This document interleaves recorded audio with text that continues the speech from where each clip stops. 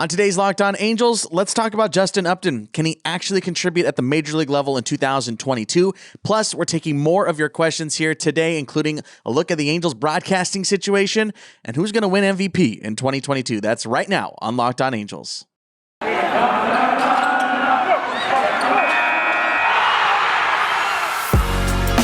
You are Locked On Angels, your daily Los Angeles Angels podcast. Part of the Locked On Podcast Network, your team every day. Hey, what's going on, everybody? Welcome back to Locked On Angels, part of the Locked On Podcast Network, your team every day. I'm your host, Steve Granado. Thanks for making Locked On Angels your first listen of the day. It's a Monday mailbag. Every Monday, we answer your questions. We take them over on Twitter, our YouTube community, and, of course, our voicemail line. Don't forget to give us a call, 714-409-6396. If you forget that phone number, it is in the episode description. It's open 24/7, 365. And before we start, I want to thank you guys. 800 subscribers on YouTube officially. You are awesome. Let's keep bursting down those doors all the way to 1,000 by opening day. If you're on our audio side listening every day, why don't you hop on over to YouTube? It's a more fleshed out show. And of course, we have exclusive content on our YouTube side as well with our shorts. And of course, if you're watching for the first time on YouTube, welcome over here. And of course, hit that subscribe button if you like this content and drop me a big like. It helps me out a ton when I format shows, create shows, all that kind of stuff. I'm always listening to your feedback. Okay, let's jump into our first question of the day. And just like the title suggests, we're going to talk about Justin Upton. This is coming from Halo's Jam over on Twitter. What should the Angels do with Upton? Should the Angels start Justin Upton this year or use him for a trade piece? Upton seems to be going on a downfall, and if we want a ring, I don't know if he can help. Thanks, Toon Jam. I appreciate you checking in. You always sending in those fire questions, man. I appreciate it. Always getting in on the love here on our Monday mailbags. All right, Justin Upton. Let's talk about Justin. So Upton obviously will be entering his final years of his 5-year contract that he signed with the Halos. And yes, it has been a roller coaster of a ride. I mean, he has had some good little stretches. He had a good stretch in 2021 when he was put into the leadoff spot.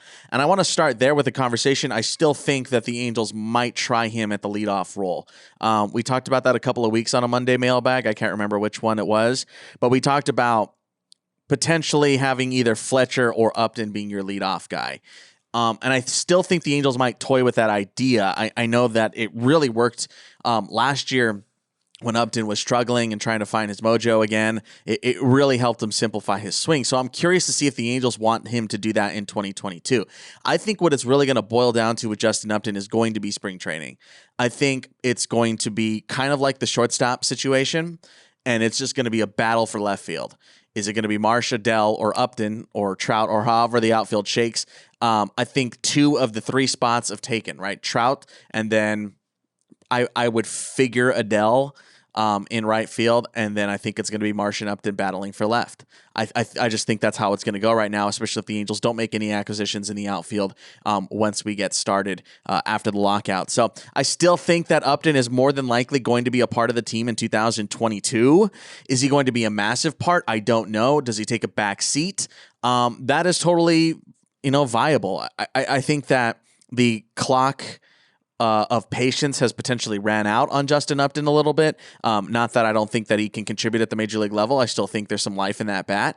And, I think he deserves the full opportunity to compete for a spring training spot. But I still think it boils down to who's more productive, right? That's always going to be what it's boiling down to. And if it's not Upton, then it's not Upton. I don't think the Angels are going to trade him. I think it's going to be way too hard to move him if he shows signs of life. And, the Angels would have to eat most of that money if you're a money kind of person to get rid of him, if that's what you're thinking.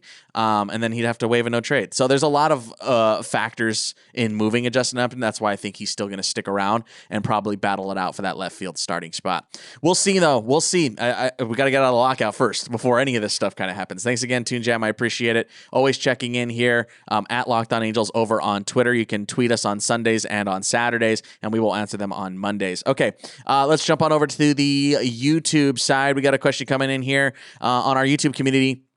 Is it worthy of trading Adell, Marsh, Detmers, Bachman for starting pitchers like Castillo, Gray, Molly, Montes, Minaya, or Bassett, or signing for front-tier starting pitching like Rodon, Kershaw, or should the Angels sign trade middle or end-tier starting pitcher like Greinke, Pineda, Kikuchi, Brett Anderson, Tyler Anderson, Cueto, or Merrill Kelly? bunch of names you just threw at me. So let's go ahead and we've talked about the Adell Marsh, and we have a full episode on trading Joe Adell or Brandon Marsh. So I'm going to go ahead and link that down below as well. So make sure to check that out. It is a complete full-on dive, like a 20-minute dive into that whole idea on what it could bring back, why would you want to do it, and if it's wise or not. So I won't go too into it. Essentially, the crux of that is I think it's not worthy of trading Adell and Marsh, especially both of them, for a guy like Luis Castillo.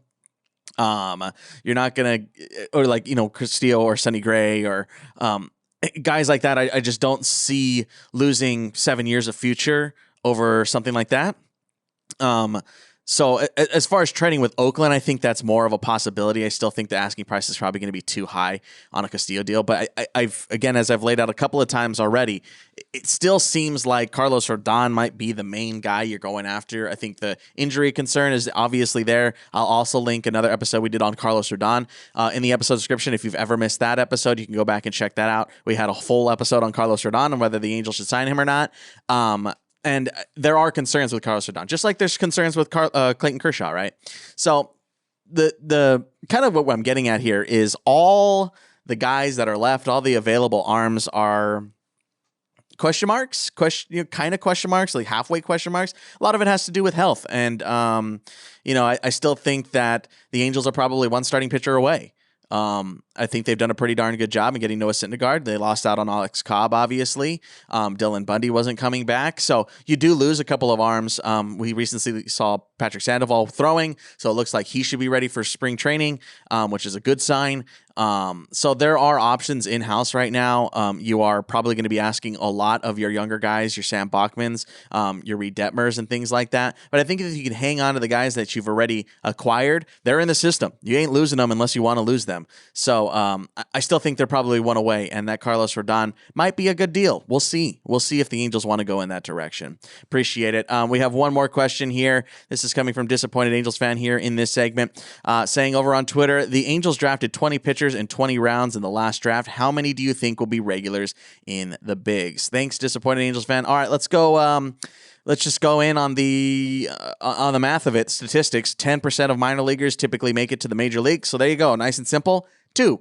I would say 2 will probably make it to more will probably make it to the majors, but 20 pitchers drafted, probably 2 will be more so mainstays. I know that seems really, really low and bleak, but that's just the way it goes, man. If you can get somewhere in the 5 range, then call that a big victory. It's tough, man. It's hard to predict futures. It's hard to avoid injuries, and it's hard to develop into a major league star. That's why it's so difficult. It's why it's such a good league. So of the 20 pit, I would say 2.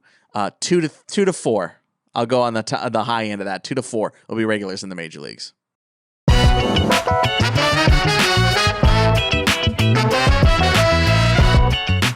It's the new year, so New Year's resolutions. If yours is about getting fit or eating healthier, make sure you include Built Bar in your plan. Built Bar makes it easier to stick to your resolution because it tastes so good you'll actually want to eat it, unlike those other gross, chalky, waxy protein bars out there, right? You want to eat healthy, but it gets boring sometimes. We're already a couple of weeks into January and you're probably getting over it, but you know what? Built Bar is going to get you through and push you past into February. Most Built Bars contain only 130 calories, 4 grams of sugar, 4 net carbs, and 17 grams of protein. And even if you're not a huge fan of working out, you can at least eat something that tastes good and is good for you. That way, when you enjoy a delicious Built Bar, you can almost count it as a workout. Go to Built.com and use promo code LOCKED15 for 15% off your order. That's promo code LOCKED15 for 15% off at Built.com.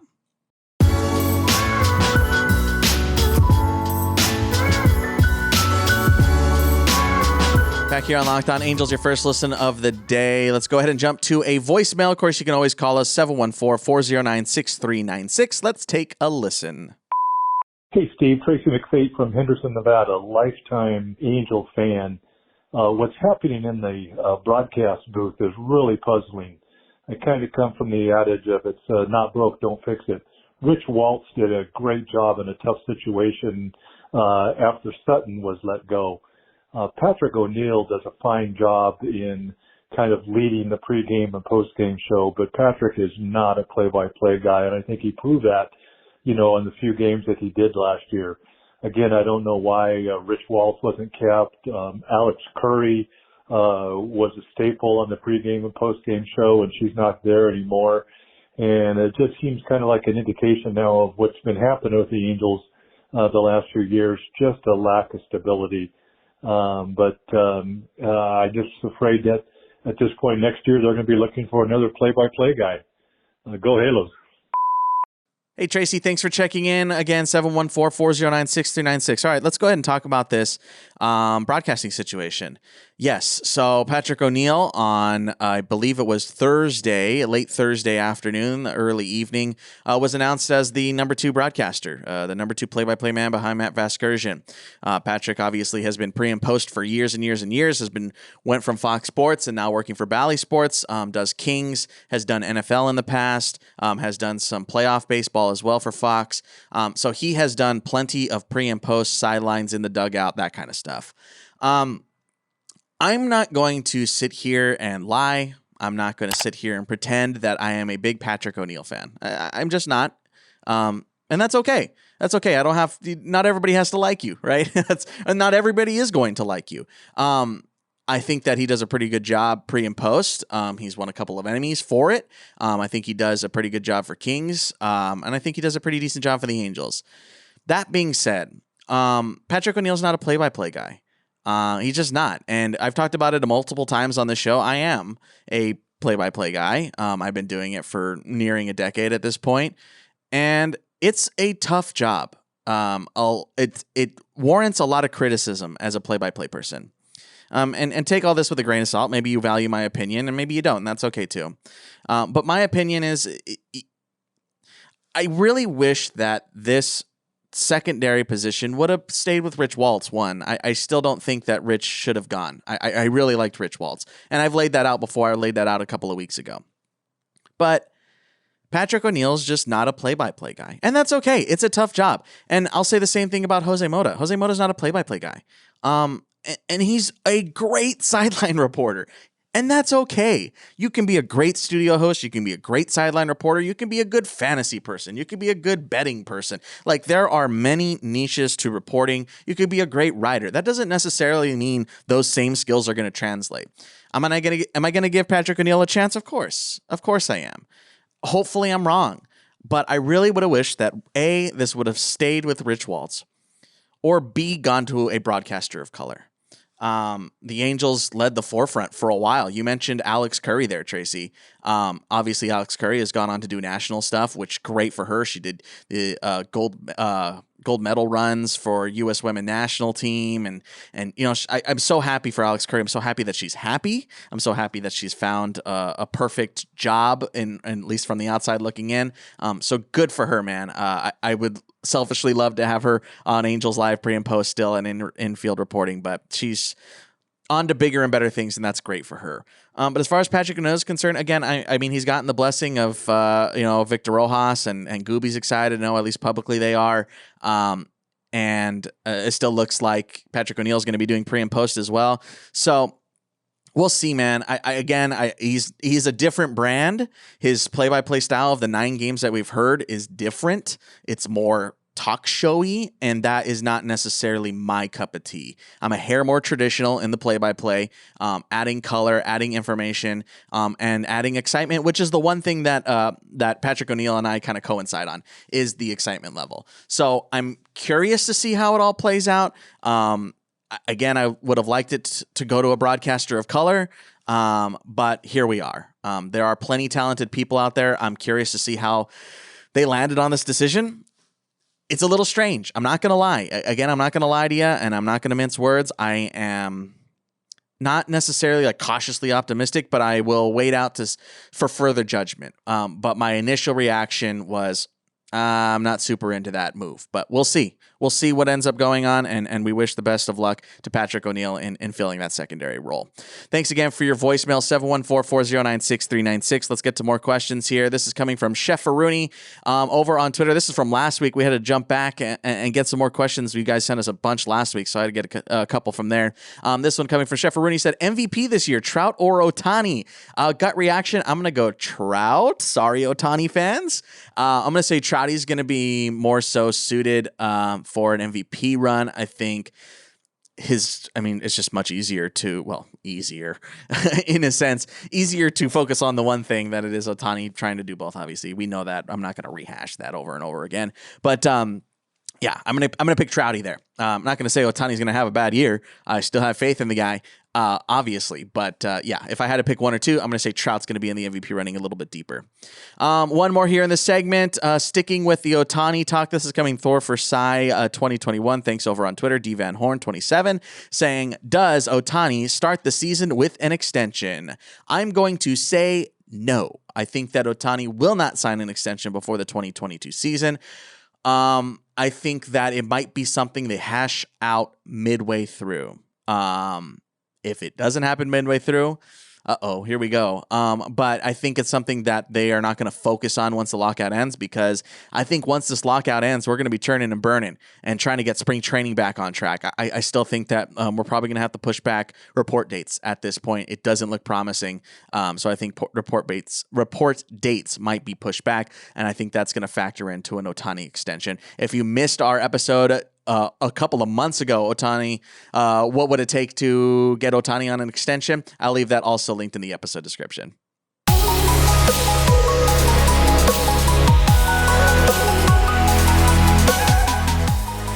BetOnline would like to wish you a happy new betting year as we continue the march to the playoffs and beyond.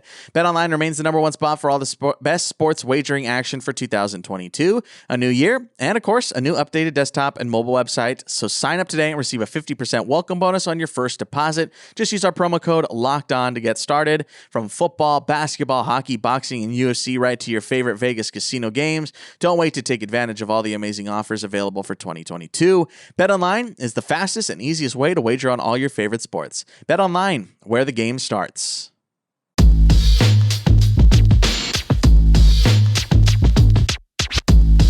Couple more questions here on today's Monday mailbag, so let's go ahead and jump to them and burn right through them. This is coming from Hordez. Do you think the Angels will win the AL West if they sign Rodon and trade for Castillo despite losing Marsh or Adell? Thanks, Hordez. Haven't heard from you in a couple of weeks, so good to see you checking in over on Twitter. That's at Evo Hordez. Hey, man, yeah, I don't think it's necessarily both. I don't think Rodon and Castillo, obviously, if that they can swing that and hang on to Marsh or Adell or whatever it works out. Sure. I mean, yeah, more pitching. Like, I'm never going to say no to more pitching. But I don't think it necessarily takes both to win the AL West. So I think Carlos Rodon might be enough. I mean, if you get Carlos Rodon, 2021 Carlos Rodon fully healthy in 2022, then yeah, I think they can win the AL West with that rotation. And you get some big step ups from Detmers and maybe Bachman in the majors, if he can contribute. And, maybe get a reliever. Boom, done. And stay healthy for the majority of it. And there you go. I think they do win the AL West. But there's a lot of factors that contribute to winning a division. So just on paper, then yes. But, that's kind of all we can talk about in that regard. Thanks again, Hordez. I appreciate it. This one over on our YouTube side, this is coming from SHF. What do you think it will take acquisitions-wise to get the Angels into the playoff? We already talked about it there for a split second, but yeah, I still think that one starting pitcher. But on the reliever front, I think it will end up taking a one more reliever, especially if you consider Ty Buttrey potentially at least a league average guy if he ends up sticking with the club. I think that's a way that the Angels can nestle their way to adding one reliever and then they add one more. Personally, I would love Andrew Chafin. We've talked about that in the past. Andrew Chafin would be a great acquisition, and that would really help things out if they can get him, add another option there in the 6th, 7th, 8th. Man, that would be really, really sweet, and get some big step ups from some of the younger guys, and yeah, I think that would be enough. I think the Angels might look at depending on how the shortstop situation is shaking out halfway through the season, they might, and also depending on whether they are contending or not, they would probably look at a trade to try and get a shortstop. And of course, this all varies because of injuries and things like that. But if they're getting like sub league average out of their shortstop, then they might look to upgrade there once we come to the trade deadline. But I don't think that's going to happen before the season starts. Thanks again for your question. We have one more here today before we run away. This one coming from Matt Benigno. What do you think of the international players the Angels have signed today? This is coming from a few days ago. Do you see any of them making it to the big leagues in the future? Thanks, Matt. I'm always honest with you folks. This is out of my depth. I haven't seen any of these players play. I'm watching the same videos that you are. But what I am going to do is I'm going to link a great article done by Halo's Heaven. They have all the Angels International signings. They have videos for all of them. People who are way more familiar with these players. And you got to remember, too, these guys are like 16, 17 years old. Who knows, man? Who knows about these players? The scouts will know more than we do because they're just looking at tools and like how their bodies are going to progress potentially. For me, dude, I have no clue, and I'm not even going to pretend to understand scouting and stuff like that. Look, I know a good player when I see one, but that's pretty much as far as I can go. I can see where things need to develop and things like that. But again, I'm not going to pretend to understand that. So I will link that Halo's Heaven article. They did a great job of tracking all the international signings. If you are interested in that, definitely go check that out. It's in the episode description.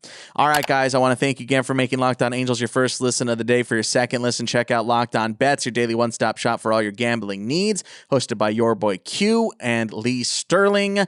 All our stuff is linked in the episode description. Our voicemail line, our Twitter accounts, my other podcasts, all that good stuff is right down below.